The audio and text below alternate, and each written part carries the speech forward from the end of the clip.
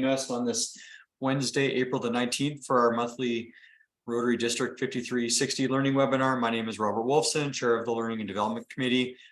The wonderful Mr. Rick Eisted is down in Mexico on the Homes for Hope build, so I am filling in for him today, and I had a quick note that they're having a great time down there. It's a great project, as I'm sure you're aware.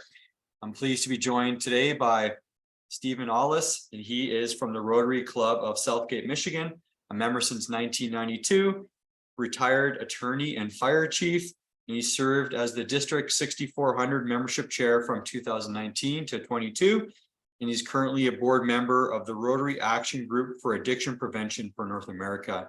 A great chat tonight. Looking forward. I've already seen a couple of the slides in our little warm-up, and it's going to be an excellent discussion. So I'm going to hand it over to you, Steve, and I'll also allow you when the time comes to introduce your other guest, Dr. Gupta. And of course, we're recording as always, so this will be on the District 5360 YouTube channel afterwards. So for any of your members that couldn't attend, make sure you direct them there after the fact to watch the video of the webinar. And as always, put any questions in the chat, and we'll make sure we get I'll moderate afterwards, and we'll make sure we get all the questions answered. So Stephen, take it away.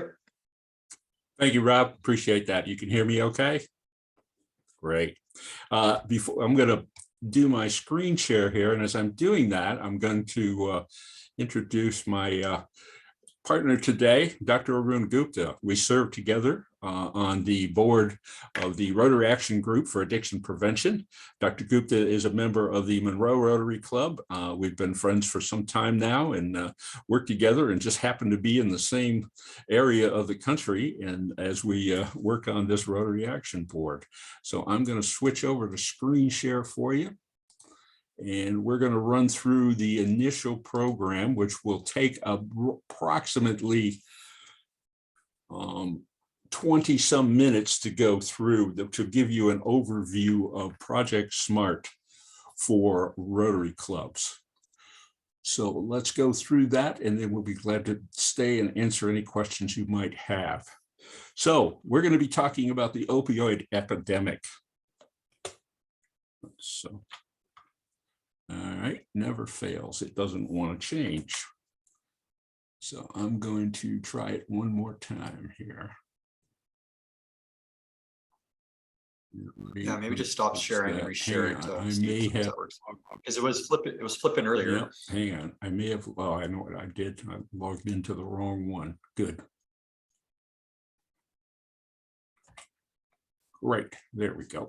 All right. So I logged into the one that I left set up, so it never fails. As we talked about, if anything can go wrong, it will go wrong.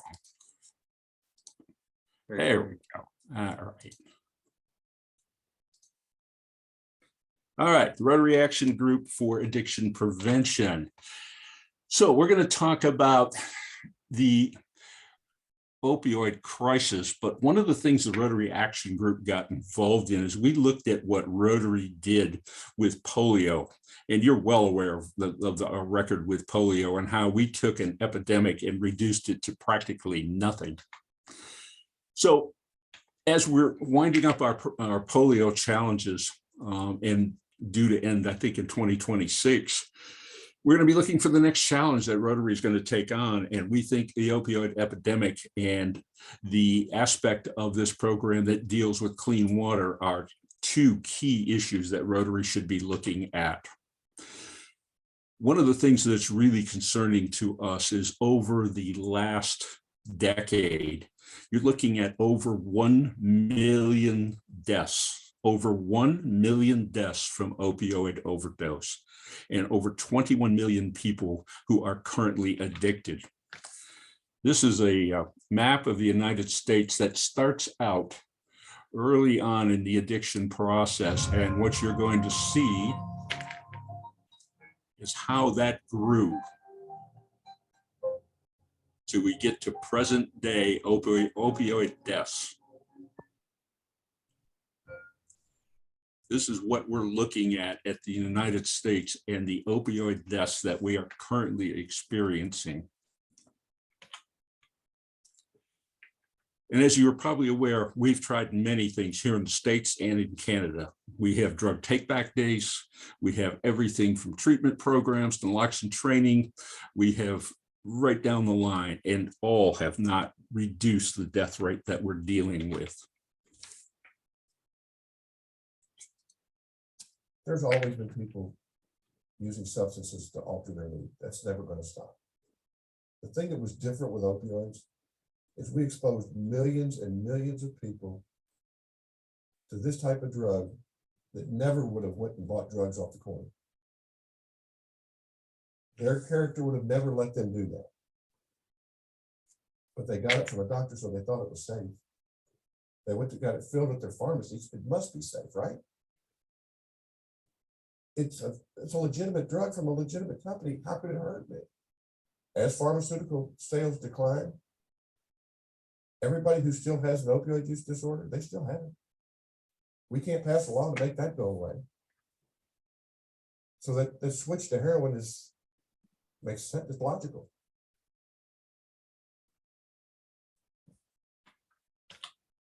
There's always been. And that gives you some idea of why we're tackling this problem. It is around us every day. The other aspect of the program deals with the fact that pharmaceutical compounds, when they are unwanted or unused, are ending up in our drinking water for two reasons. People flush them down the toilet, or people throw them in the trash when they don't want them or they don't need them any longer. And if they go either direction, either being flushed or in the trash, they're ending up finding their way into our drinking water. We've looked at, and this is the United States figure, 60 billion in federal tax dollars dealing with this. We find that our drinking water all across North America is polluted with numerous pharmaceutical chemicals from flushing them and throwing them in the trash. Project SMART. SMART's an acronym. It deals with 5 different programs for Rotary clubs. And as a Rotary club, what you're going to be told is you can decide how to implement these programs. We will take you through the training. We ask that you put together a Project SMART committee from 3 to 5 people. We will take you through the training of each of these programs, and then you will help implement these programs in your various communities as you see the need there. So they are school education, medicine and drug safe disposal, awareness and naloxone training, recovery, and treatment. This is the board of directors for the North American Rotary Action Group for Addiction Prevention. I got to send them a new picture. Wow. It's just, this group of us has gotten together and has worked on this particular problem, but I'm relatively new. I've been on the board for just a little over a year. And the issue the program has been developed before then, but we're constantly revising it, as Dr. Gupta and I will show you. And we're trying to make it, tweak it and make it a better program as we go through this particular opioid crisis that we're in. And this was made up of all different types of individuals. Carol is a good friend of mine, and Carol has lost 2 sons to opioid overdoses. 2 sons, about 1.5 years apart. Just a horrible situation. This is Larry Kennemore. Larry is our leader. He is our national director. He is the brainchild of, this is his brainchild. This is his vision to develop this particular program. Larry's doing another webinar right now somewhere else. So that's why you got me. And but he is available to talk to, and if your Rotary Club is interested in this program, you'll be able to go to our website, or we'll distribute information for you how you can contact Larry or myself, and we'll get you involved in this program. Rotary Action Group for Addiction Prevention is recognized now by Rotary International. We were at the 2022 RI Convention in Houston. And it is the first project, the very first Rotary project to provide peer-reviewed data on outcomes. So it is an amazing program that we're going to talk about. We also have a seat at the United Nations dealing with the opioid crisis. This is just a picture and acknowledgement. I'm gonna play a little video here from you, from Rachel, as she talks about this particular program. Rachel, you have the floor to say a few words for that. Thanks a lot. So yes, I work on the research and evaluation team at Rotary. And you'll see here on this diagram what we're calling the building blocks to impact. As you're well aware, increase our impact is a big part of Rotary's action plan. And a lot of service projects really focus on the inputs, focusing on the money that's raised or the materials, or the outputs, the number of people trained or the number of items distributed. And we're really encouraged by the Addiction Prevention Action Group and the efforts that they're doing to support Rotary clubs and districts to really focus more on the outcomes, the behavior change, the knowledge change, as well as the impact. Has addiction decreased? Have deaths from overdose decreased? And so we really applaud their efforts, and we're continuing to collaborate with them and learn from them as they use this toolkit, get feedback, and understand how and support Rotary to better design service projects that truly lead to impactful, meaningful change in people's lives. So thanks so much for the collaboration. Rachel. That's just an idea of how Rotary is viewing us now. That was at the 2022 Houston Convention. The first aspect of Project SMART is the S, school education and training. We have developed a program that is a K through 12 program. In the advantage of this particular program, it was developed out of the Newport Beach, California Rotary Club. It is a program to work with kids age specific. So they will see a program for each year as they grow different from the one they saw the year before. And that program will work to educate them about agents of influence in their life. The advantage of that is that all types of people try to influence the behavior of our kids as they're growing. And they need to recognize that, and they need to start making that decision that, hey, maybe I need to think and rather than just follow.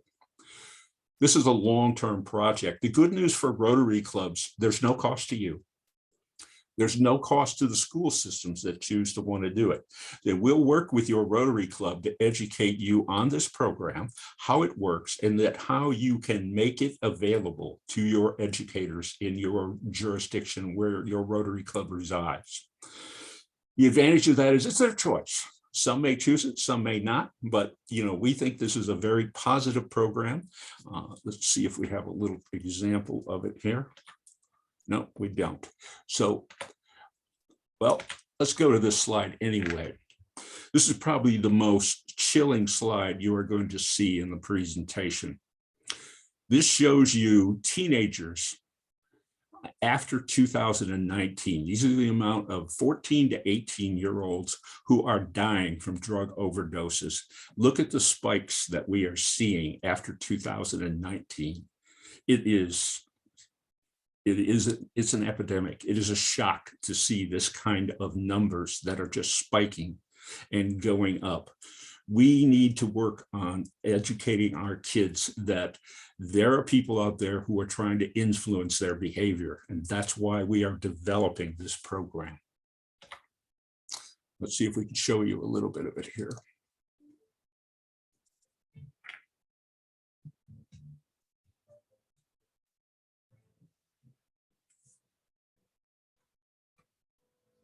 Welcome to Agents of Influence, Cyber Danger. Students will learn to question the trustworthiness of information, investigate the trustworthiness of information, and apply this knowledge to make better informed decisions. Our 2.5-hour module is broken down into 30-minute individually playable sections. The game can even be played outside of classrooms, in after-school programs, or even just for fun. We'll develop a practice room, a personalized login feature, and a dashboard for teachers, adding educational value while also building a foundation for impact testing and sustainable development. Finally, we'll create in-class materials like teacher guides and a counter misinformation toolkit featuring useful plugins and curricula from partner organizations. Join us.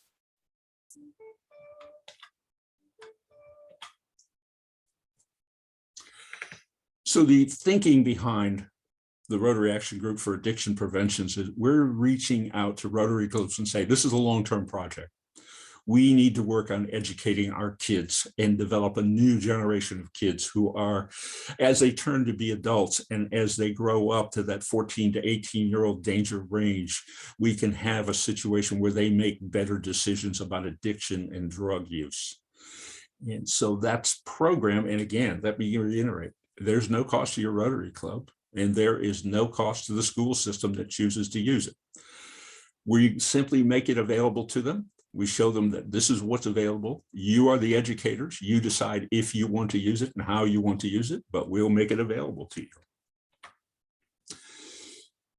The M in Project SMART, safe medicine and drug disposal.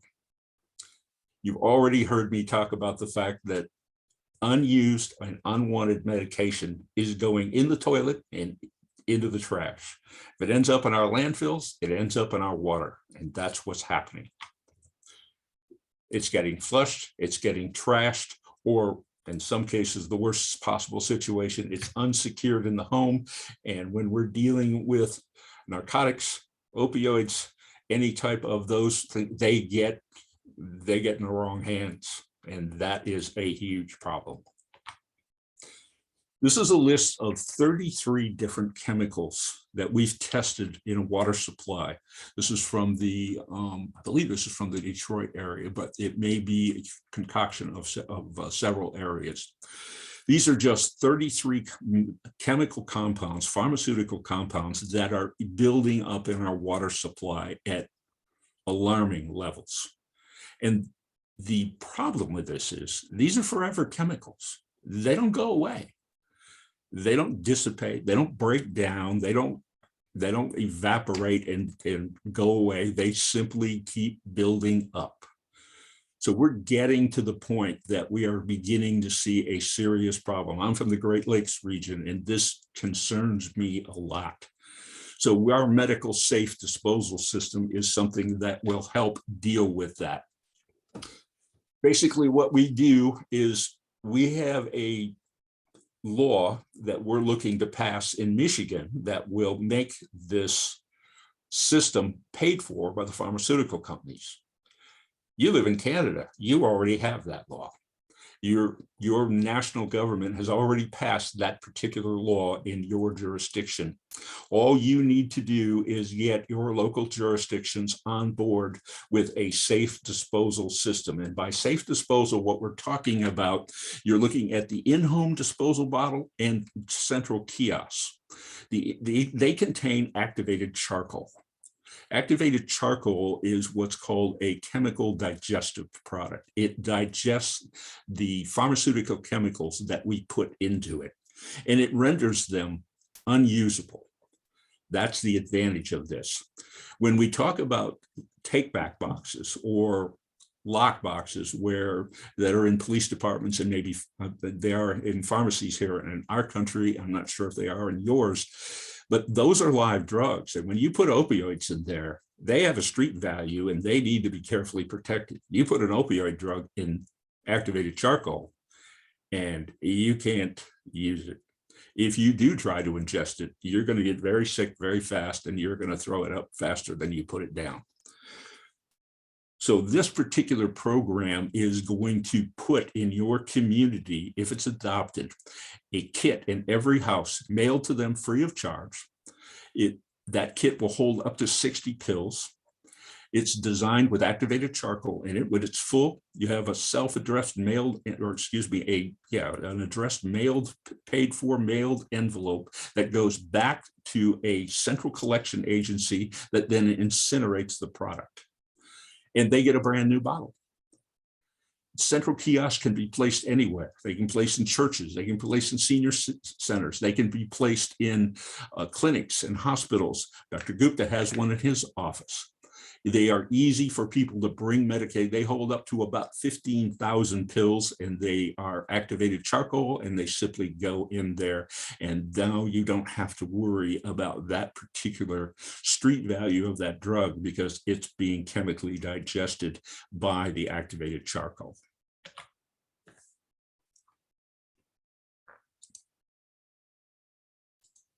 50 years ago, an anthem was recorded that included this beautiful line. You may say I'm a dreamer, but I'm not the only one. I hear that lyric as a call to action. Imagine a world with clean water for everyone. And that's, my dear friends, why our theme is Imagine Rotary. 50 years.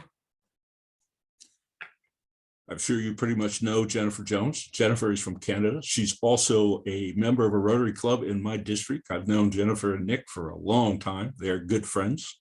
Dr. Gupta and I don't see her these days. She's all over the world as a Rotary International president. So we're very proud of her. But her message about clean water relates to this safe drug disposal program. Specifically, what happens when we get these drugs and keep them from going in the trash and into our landfills, then we end up with those drugs being properly incinerated and gone. No longer will we see them building up in our water supply.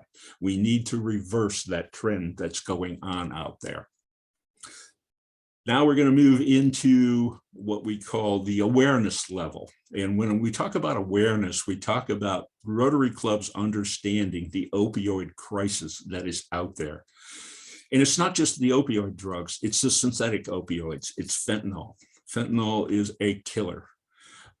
Doc will tell you exactly how nasty this particular drug is. It is used pretty much exclusively now in street drugs because it's so cheap to get. You don't have to grow it. You don't have to refine it. You don't have to make it into anything. You just have to buy it or buy the chemicals and mix it up. Fentanyl is a powerful, powerful synthetic opioid. I was just reading an article today in our particular local newspaper here in the Detroit area, and they are now mixing fentanyl, and we're talking they being the illegal drug manufacturers, the street people who make this stuff. They're mixing fentanyl with xylazine, which is a veterinary tranquilizer, or what they use basically, if they have to operate on a horse, they'll knock the horse out with that tranquilizer. They are now using that particular drug mixed with fentanyl. Fentanyl gives you an incredible high. The veterinary tranquilizer extends that high out. And so we're seeing a mixture, a concoction of these drugs now in the area.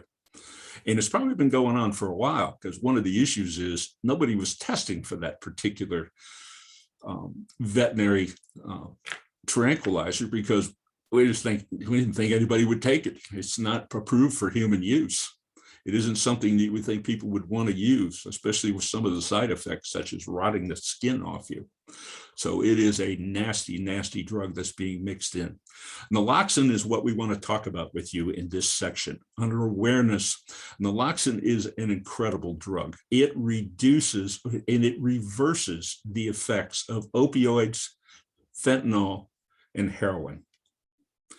I'm not going to spend time telling you how it works, because trust me, I'm a lawyer by trade and I know very little about the science of it. I know what they tell me, so I'll stay away from that. I'll leave any questions you might have on the science to Doc. But naloxone is an incredible drug. It simply goes in and knocks the fentanyl or the opioids or the heroin right off the receptors of the brain, replaces it, and wakes people up in a hurry. So this will give you some idea. It's approved by the FDA. It is something that is out there and prevalent, and it should be as prevalent as CPR. It should be as prevalent as AEDs. It should be everywhere. And it's simple and easy to use. We can teach your Rotary Club how to train people to use naloxone. And also we can supply you. Right now, we have an agreement with Hickman Pharmaceuticals to supply you with a free naloxone kit with their product called Kloxxado, which is different from what you probably have heard out there. The name Narcan is the street name for how would you say it? It is the Kleenex of tissue. They are the one that got the name out there first. So when you hear about naloxone, you never hear the word naloxone, you hear Narcan all the time. Well, there are many producers of naloxone, and Narcan is just one of them. We have an agreement with Kloxxado, which is a little stronger dose. It comes in an 8 milliliter dose as opposed to a 4 milliliter dose. And these are nasal injections. Basically, they're really simple to use. There's a simple little thing that goes into the nose. You push the button, the naloxone gets delivered to the system, and instantly that person comes out of the high that they're having. So that's something that we want. This is what a Kloxxado kit looks like. That's the nasal inhaler that we have, and it comes in a 2 nasal inhaler kit. The reason the FDA requires that is simple. One is for the victim, the other is surprisingly for you.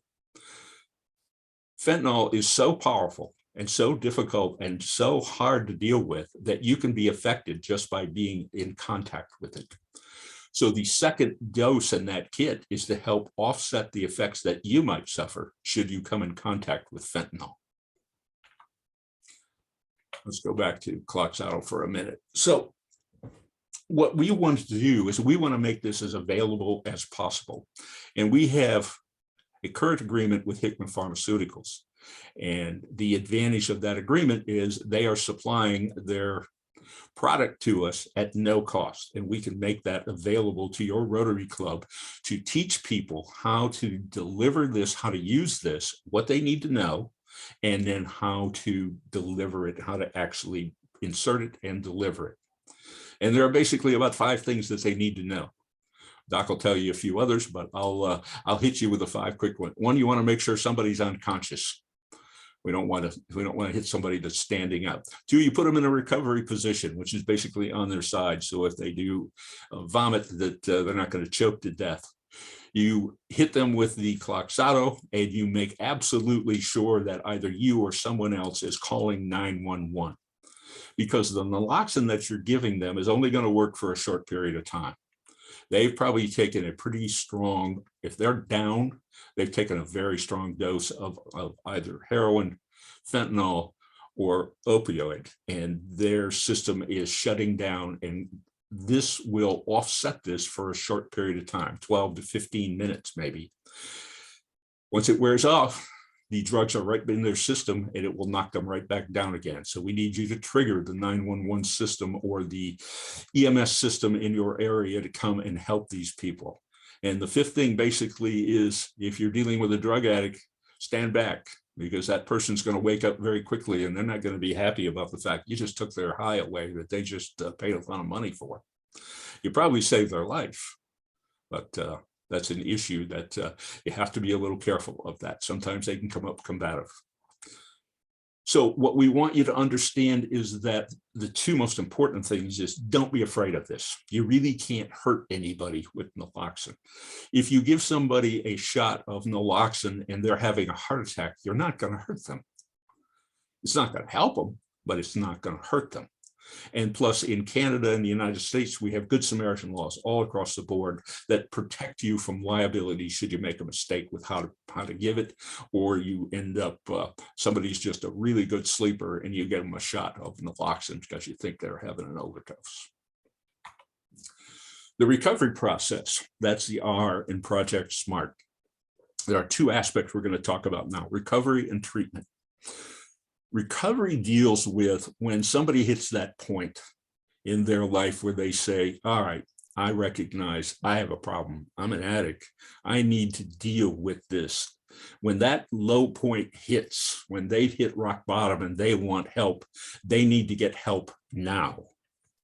They don't need help 2 days from now. They need help now. And that can happen at any point in time. We're partnered with Conquer Addiction, a nonprofit in the United States, and what they do is they go and they provide treatment. They set up evaluated treatment places in your area, so you're able to search all the different levels of treatment that are available in your particular area. We want this website available to police departments, fire departments, the public. Anybody that's seeking any type of treatment needs to know where to go for effective treatment. There are way too many treatment centers out there that don't deliver on what they say. And this particular site will help evaluate those treatment centers and put them at your fingertips so that whoever it is that's looking for this can find an effective treatment center to deal with their problem right now. So, treatment in your community. We need to become advocates for how to treat. And with this, I'm going to turn it over to my partner. This is his particular specialty. I want to turn it over to Doc to talk about the treatment area of this particular program. Hi, everybody. I've been a primary care physician for about 40 years and doing addiction medicine for the past 17 years in a rural area in Michigan. I found a lot of problems taking care of people from the regulatory standpoint, especially in America, which may not be a bigger problem in Canada. The regulations are much user-friendly. The access to care is much better in Canada than in USA for a simple reason. The Harrison Narcotic Act from 1914 that controlled the trade of illegal drugs around the world said 2-3 things from a medical standpoint. One, addiction is a moral failing and is not treatable. And secondly, there's a huge stigma because of that. And so all the laws that have been passed in America are based on this law. And then there is criminalization of the treatment arm, then there's criminalization of the medical professionals. So I ended up writing a book that came out about 14 months ago, The Preventable Epidemic. Is very relevant for North America. And I think we need to remove the barriers. There's only 0.4% of all medical providers that actively participate to treat 2.4 million people in America. And roughly 39 million people have no access to care. And these are the ones that are dying at a very rapid pace, roughly 300 to 400 every day. The death rates have gone up 30 to 40% in the last 3-4 years since COVID, and it's not coming down. Like Chief said, fentanyl and mixed with other drugs has become the primary focus of the overdose deaths, and we need to educate and prevent this from happening. Providing Narcan alone would not help. I think everybody should have access to prescription grade Suboxone or buprenorphine and for free of cost. So I'd be happy to answer any questions. I do chair the treatment portion of the SMART program in North America. And I did speak at the Rotary International meeting in Houston on June 6th in a breakout session. Thanks, Doc. One of the companies that we are currently partnering in is VBOT. They are partnering with the Rotary Action Group, and the advantage of this particular company is that they provide telemedicine for rural patients that are off and not normally located in a metropolitan area where treatment centers and facilities are available. So that's one of the companies we can help make available to you that can do that type of help for them. So treatment, you've heard from Doc. Let's see where we at here. So our particular project is, and we're going to cover just a couple of the few things that are important, provides the necessary 4 elements to help your club get out there and be involved in the community. And all the particular, from the Naloxone kits all the way through to the kits for the home medical disposal, they're going to contain your Rotary Club's information on there. We're going to get you some pretty good high visibility in your community.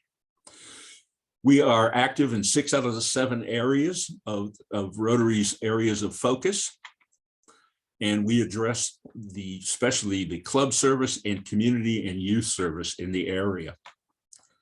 So Project SMART in your club, how do you get involved? What are you going to be able to do? Well, here's a program. Before we do that, I'm going to tell you that, but I want you to listen to this Rotarian. He showed up in Houston, just walked in to the Rotary Action Group booth at the Houston International Convention. And this is what he had to say. So my name's Kurt Schultz. I'm with Indio Nude Rotary, District 5330.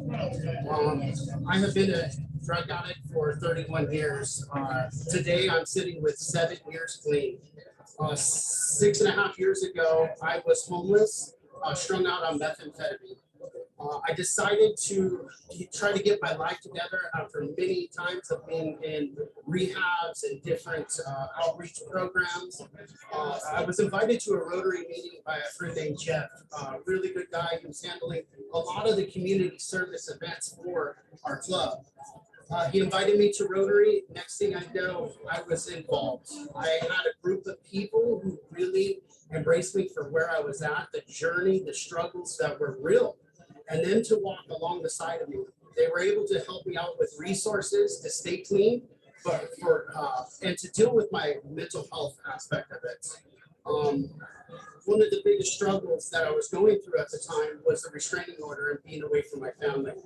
Homelessness, over 31 years of dealing with homelessness, and finally taking the leap of faith of saying, hey, I want something different. Share about the fellowship of Rotary and how it's impacted my life. There's a network of our club members, and not just our club members, other clubs as well, that walk the journey of helping me stay sober. Through a 6-year journey, I became an electrical contractor. I was encouraged by each member, understanding giving back to the community. There were so many times in my life when I was active in my addiction that I was a take of the world. But now I'm a give. I'm living out service above self and living that truly for my heart, but not just myself, my family as well. I have a 9-year-old daughter, Sophia, who is witnessing and not exposed to addiction and homelessness. And she's at all of our Rotary events serving our community. I will become the president of our Rotary Club, which is a huge achievement. A few of the actual outreach programs that we're wanting to touch base in our community is recovery with Rotary. We're going to be partnering with the Coachella Valley Rescue Mission, walking a journey with about 25, 26 men, and giving them the foundation and milestones of recovery, what it's about to better ourselves, but not just ourselves, our families as well, breaking the generational sin, but not even that they have the ability to change their life and do it through Rotary and the service of self. When coming to the opiate addiction, fentanyl, and these dangerous drugs that are out there, we need to come together, Rotarians in full force, to actually educate our community. As the other clubs come together, educating medical workers, rehabs, actual police officers. There's so many entities that we could come together. Look at this educated staff. This is just the beginning of what Rotary is doing through action of recovery. We think about this when Rotary comes together. Look at polio. We've eradicated polio with less than 2% in the world. And this is what we could do and have the impact in our community there as we come together in full force, bringing our community, other Rotary clubs, let's partner with each other to get the word out there about addiction and truly the impact that we can have as Rotarians, bringing sobriety to many homes. And that doesn't just stand with the addict who is suffering, but also their children as well. Let's break the legacy through Rotary, impact them through all of the awareness that is offered here, and we can have milestones in many people's lives. Thank you for letting me share. So my name's Kurt. So that was a powerful message. Trust me, I always have a hard time listening to him talk. What can you do?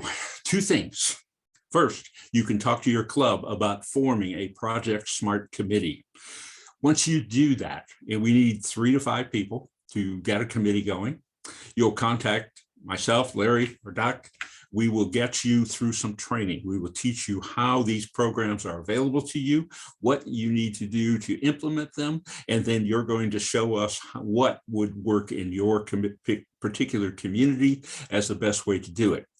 As an individual, you can become a part of the Rotary Action Group for Addiction Prevention. we'll do a shameless plug here. It's $30 a year to belong to our group, or you can get a lifetime membership for $150. And trust me, we can use the money. As you know, in Rotary, everything is about how we get things going. So if you can do one or the other, we would really appreciate it. And that is our program. I'm going to stop share here. All right, there we go. All right, so there's thank you so much, first of all. Amazing information, great videos, great testimonials. There's a couple questions, so I'll go down the list. First one is, and I'm not sure Steve or Dr. Gupta who will answer, but I'll let you decide. Where are SMART projects on the go in Canada at this point? Well, I'm not sure either of us can answer that, since Larry is Larry's the main guy for the Canadian portion of this program. Although I think Rod Riopel is also up in Canada, but I'm not sure if Rod is connected with that aspect of it. There are Rotary clubs all over the world who are doing this, but our focus is on North America. So we take Canada and the United States. So I can tell you that I know of several, since we're my district, docs in my district, 6400 is an international district. We have several clubs already that are involved in Project SMART. So, but I can't really tell you how many are around. I can tell you, Larry can tell you. I don't know how he keeps all that information in his head, but he does. So we can get you an answer to that. Yeah. I think he went to Gull Lake, if I'm not wrong. Is there a place, Gull Lake in Canada? Yep. Okay. Okay, perfect. That's one that comes to mind with me too, but I know he's been to other clubs and talked to them. Okay. Okay. Are Interact clubs being connected and involved? We do. Actually, Rotaract and Interact are both involved in this. A little less with Interact since they are high school level kids. So it's a little bit touchy of a subject sometimes when you start dealing with that with kids under the age of 18. Our Rotaractors, which are college age students, we have several clubs in my district, and they are incredibly active with this. They just love this program. In fact, it's easier to get them involved than it is my Rotary clubs, who are more of a go to lunch and have a good time groups sometimes, more than they are getting involved in. They like to write checks. They don't always like to do the projects sometimes. Okay, right. Will part of impact evidence be testimonials of young people about how the school education impacted their lives? So do you get testimonials from young people and how the program impacted their lives? The program is relatively new, so I don't think that there are much in the way. In fact, I'm not aware of a school system that is just being developed now.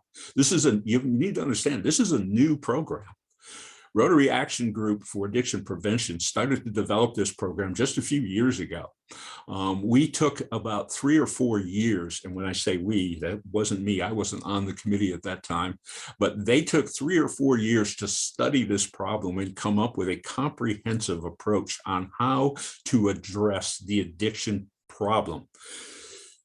By pure coincidence, we ended up with a water project in there too, as you can tell from that aspect of it. So that's part of our project. It isn't just about addiction prevention. This program does 2 things. It works on the addiction problem, but it also works on clean water for the pharmaceutical buildup of chemicals in our water. Right. So right now, to answer your question, I'm not aware that this program is being taught in any school system yet. It's still under development. What you saw was the teaser program, and it is ready to go. It does take an ordinance it is paid for by the pharmaceutical companies through the law that you have in Canada, but that has to be enacted in your jurisdiction, and that's what we'll teach your particular Project SMART committee to do, is how to get this program enacted in your community. And when it comes to the school boards or the school systems, we don't tell them what to do. We simply make this available to them as a tool if they choose to use it. Okay. There's a question. Could an annual citywide collection be an option as well as in-home and kiosks? Sure. Doc can deal with this one as well as I can. April 22nd here is National Drug Take Back Day in our country. And so all across the country, police departments are reaching out and saying, hey, bring your drugs in. Our study shows that in the United States, less than 7% of the population use that. And the main reason, surprisingly enough, is convenience. Most people don't want to take the time to go into their police departments and dispose of these drugs. And when we talk to police chiefs, I've had conversations with many of them, they don't want to take them back. Those are live drugs we're talking about that they take back. And the issue with those live drugs is they have to be secured, they have to be protected. There are all types of problems with taking live drugs, everything from the drug take back boxes where we've seen officers who've had to reach in, get the contents out and get stuck with a needle and end up on workers' comp because there's somebody threw a needle into that box that wasn't supposed to. So there are all types of, do they love this? But they absolutely adore this program. They no longer have to worry about security. They no longer have to worry about cleaning out the lockbox. They no longer have to worry about all of the things they have to do, like 2 police officers carrying all these drugs to an incinerator site to have these things disposed of, because everything is, once it's chemically digested, it's out of the market. And all we have to do is get it into an incinerator and get it out of our environment. Right. That answer your question? Yep. Is there any experience with indigenous populations? Not that I'm aware of, but Larry may be more aware. Doc, do you know any of that? Well, I'm in a rural area and I have a kiosk in my office, and but it's not widely being used. I'm the only physician in America that has a kiosk put in by the Rotary Club so far, and it's functional. Anybody can come and use it. My patients, anybody else's patients, I don't have to be there. They just open the lid on the top and dispose the capsule spills of the liquid into it, and they're done. More and more clubs have to take this project and go through the ordinance from the city or the county and then implement it. Right. And you're not sure if it's been used in indigenous populations yet, because it's so early, right? You mentioned. It is so early, yes. Okay. And do you know, so we're District 5360. Do you know, is there a contact in our district that's already starting to form a committee in our area? Do you know, Steve? Are you guys in Calgary? We have Dr. On the committee that is on Calgary, one of the clubs. Yeah, I saw him on the list there. Yeah, so he's a well-renowned person, and he should be very helpful to the local clubs and committees. And okay. Yeah, he was supposed to be on tonight, but I think he's traveling right now. So. Okay. Yeah, so I'll have to reach out to him. I'm going to read this question. Yeah, do you remember his name? I mean, I saw it in the video of the testimonial with that one gentleman. Oh yeah, Raju, Calgary West. There you go. Hajela, yeah, Hajela, yeah. Yeah, perfect. And then I'm just going to read this. Is there some flexibility here? Can we do the educational piece and maybe another area, if not in a position to do all of this? I think you said there was. I just want to confirm. We pretty much leave it up to your Project Smart committee. What we will do is educate you about all of the programs, how you choose to implement them, and what you think is best for your community. Pretty much up to you. We're going to encourage you to do everything, but we're certainly going to understand that you may want to take on. I just left a Project Smart committee meeting earlier today, and they're focused right now on naloxone. They think it is absolutely vital to get it into their community, get it into people's hands. They are experiencing a concern that they are just losing too many kids. Right. So yes, what you decide to do is what you decide to do. Yeah, and Margie made a good point. She said, I think a huge contribution Rotary clubs can make is to establish, promote, support healthy alternatives to drugs for young people. So obviously that goes without saying. And then there's one more question here. Tremeu, sorry, I'm probably pronouncing that wrong. I TRAMAUA. think it's right? Yeah, it's a usually underlines addiction. How does that fit in? I think they're talking about trauma. Oh yeah, trauma. Sorry, yeah, maybe there's just I Yes. thought it was a drug. You're right. Yeah. So, well, we talk about adverse childhood experiences that happens in a very young age, between up to 5, 6, 7 years of age, and it could mean a mental and addiction issues, abuse and neglect, legal issues in the parents and adjacent family. Other siblings are in a bad situation. People living in ghettos, a lot of crime, a lot of misery, and so. Or it could be, somebody's moving very frequently, an immigrant, people of color. So if there are more of these adverse childhood events happen to a person, there is not only increased risk of addiction, suicide, but also diabetes, hypertension, coronary artery disease, malignancy. So we're not equipped to deal with those things, but yes, trauma of all kinds plays a big role. Especially in females, if there is rape and stuff going on at a very young age, sexual abuse, that creates a big problem. Right, perfect. Now, is there anything being done to speak to doctors prescribing opioids to their patients? In America, the regulations have swung in the totally opposite direction. 20 years ago, we were writing too many narcotics. Now we've been forbidden to write any scheduled or restricted medications beyond 3 days.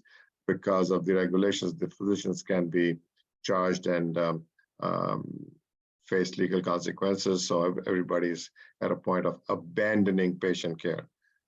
Yes, so we've gone in the wrong direction by too far now, and that needs to get back into the hands of the physicians, how to take care of the patients. Okay.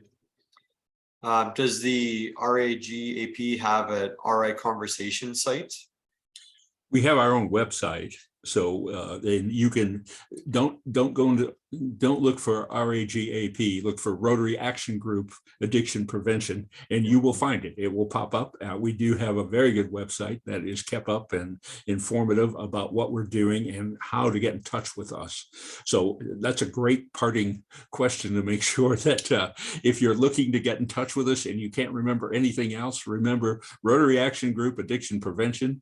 Google search it or whatever search engine you're using, and it should come up with our website, and you should have the contact information to get a hold of us and also see what's going on currently.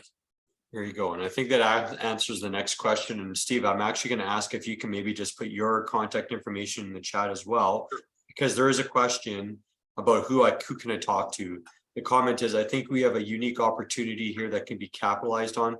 Who can I talk to? And I know you mentioned that earlier, just to reach out to yourself, correct? Correct. Or someone else. Get you in touch with whoever Right. you need to talk to. I'm going to give you my cell phone number, which is fine. I don't care that you text or call me, and I'm going to give you my email. Perfect. So everyone take note and write it down. It's going into the chat as we speak. I see it there. Perfect. All right. And if it becomes a medical question, I'm going to refer it to Doc. So.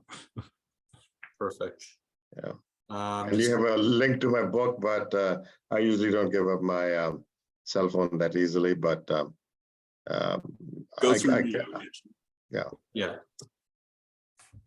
Yeah, and of course, obviously Rick Eistedt set this up, so we can always, if anyone has any questions, obviously you can direct them to Rick as well, and he can get them forwarded on to Steve as well. So, so I think that I'm just quickly scanning, and I think we've answered all of the questions in the chat. So, do you have any closing comments at all on the topic, Steve or Dr. Gupta? Go ahead, Doc.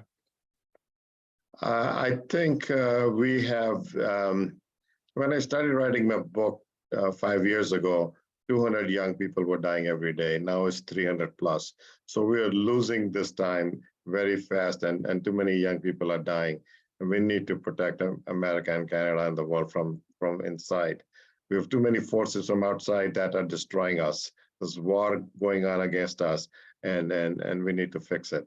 Nobody else is going to come and fix it for us. So the quicker we work, the smartest we work, collectively we work, we can do a better job. I've been struggling with Rotary for the last 4 years alone, and they dropped the ball on me because I was one person, and then COVID happened. And then I joined the Rotary Action Group Addiction Prevention, and then we started the SMART program a couple of years ago, and it's being expanded. So we're reaching out to more and more people, speaking in different places. Like I said, I spoke at the international meeting in a breakout session. I'm speaking in a district conference in 2 weeks and several other clubs. So if you would like to hear my presentation, I'd be happy to come and do that for you guys. Thanks. And I would only add one thing. I've been in Rotary since 1992, and I have been involved in a lot of different Rotary projects, everything from polio to fishing derbies to you name it, all the different things that we do as clubs. And I've never been more excited and proud of Rotary than this particular program that they've developed. I hope your Rotary Club will take a look at it, at least to invite us in. We'll be happy to talk to your particular group that you might be interested in doing this, and we can fill you in on how to get involved in Project SMART. Thank you. Fantastic. And just echoing all the comments in the chat, thank you to both of you gentlemen for all you do for Rotary, for educating us tonight. Really appreciate your insight on this information. It is a huge problem for sure. And we're so glad that you two have taken on this project, and thank you again for your time tonight. So with that wraps it up. Thanks to all of the participants. It was a small group, but a very engaged group because we had amazing questions for the panelists. So thanks everyone for taking time out of their evening and really enjoyed it. And once again, this will be posted on the District 5360 YouTube channel if you want to share amongst your clubs. Thanks everyone. Have a great night. Thank you. Good night.